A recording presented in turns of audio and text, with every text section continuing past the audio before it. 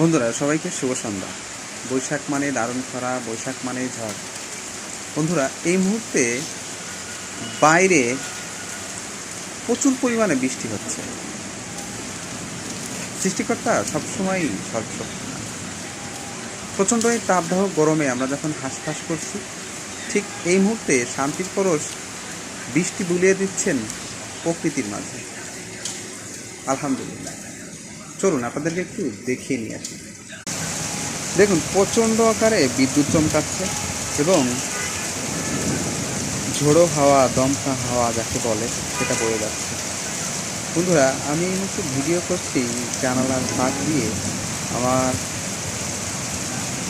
খুব ভয় লাগছে এবং আতঙ্কে আছি, কেননা কিছু সময় আগেই খুব জোরে সোরে একটা বিদ্যুৎ চমকিয়েছে।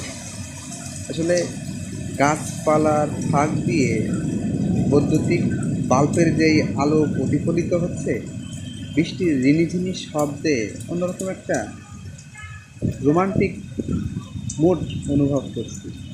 সত্যি আপনারাও হয়তো ফিল করছেন বা অনুভব করছেন। দেখতে পাচ্ছেন বিদ্যুৎ কীভাবে চমকাচ্ছে, ক্ষণে ক্ষণে যেন আতঙ্ক। বৃষ্টির দিনে আসলে ছেলেবেলা খুব মনে পড়ে।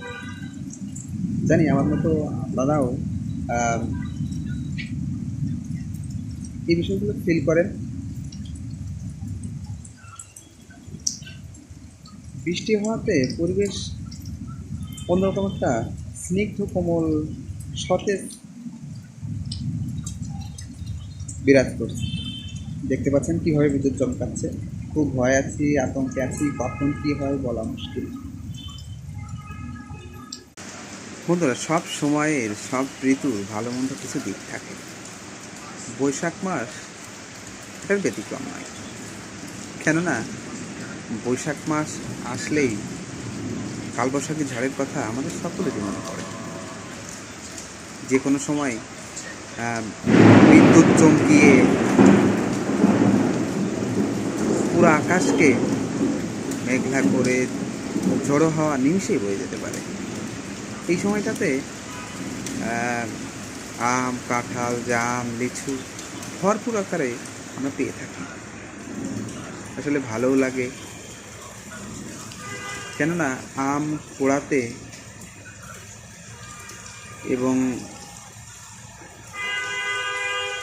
এই পরিবেশ যেই রূপ ধারণ করে সেটা সত্যিই বলাই